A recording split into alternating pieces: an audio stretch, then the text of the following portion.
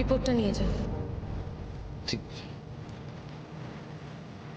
ফুলটুসি madam, আপনি সত্যি সত্যি আমাদের রিপোর্টটা দিয়ে দিচ্ছেন? আপনি সত্যি দিয়ে দিলেন? Thank you Phultusi madam, thank you. Sir তো দেবেন না, তাই আমি দিয়ে দিলাম। হ্যাঁ, thank you madam. Sir, report. Tithi, thank you so much Tithi, thank you রে, থ্যাংক ইউ। বলি, তার সেই রিপোর্ট আছে কি? দেখে নে আদি, তোর সব সত্যিটা জানা দরকার। আনন্দের বাবার রিকভারির জন্য তুই যে ইঞ্জেকশনটা সাজেস্ট করেছিলিস সেটা ওনার বডি থেকে পাওয়া যায়নি। একটা অন্য ইঞ্জেকশনের কম্পোজিশন পাওয়া গেছে।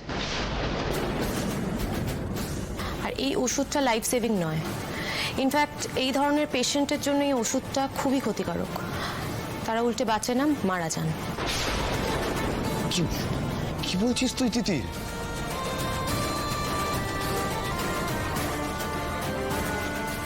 ও গড, আর এটা তো একজন হার্টের পেশেন্টের কাছে এই ইনজেকশনটা তো একটা বিষের মতো।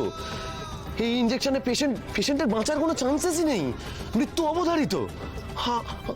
স্যার, তার মানে কেউ ইচ্ছে করে এই কাজটা করেছে?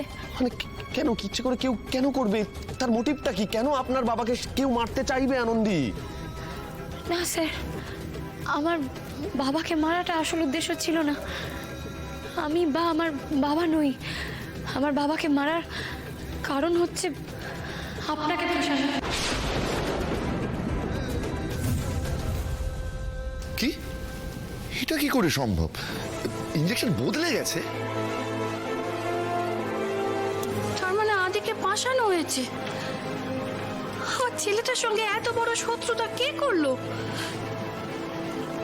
কিভাবে অপমান সহ্য করতে হচ্ছে আমার ছেলেটাকে?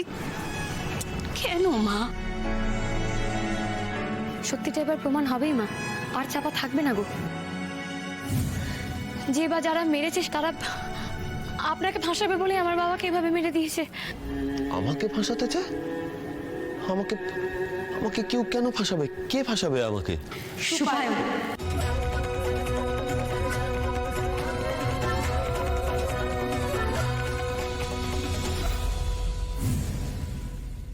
সুপায়ন? মানে আমার জামাই সুপায়ন, যাকে আমি ছেলের মতো দেখি, সেই সুপায়ন?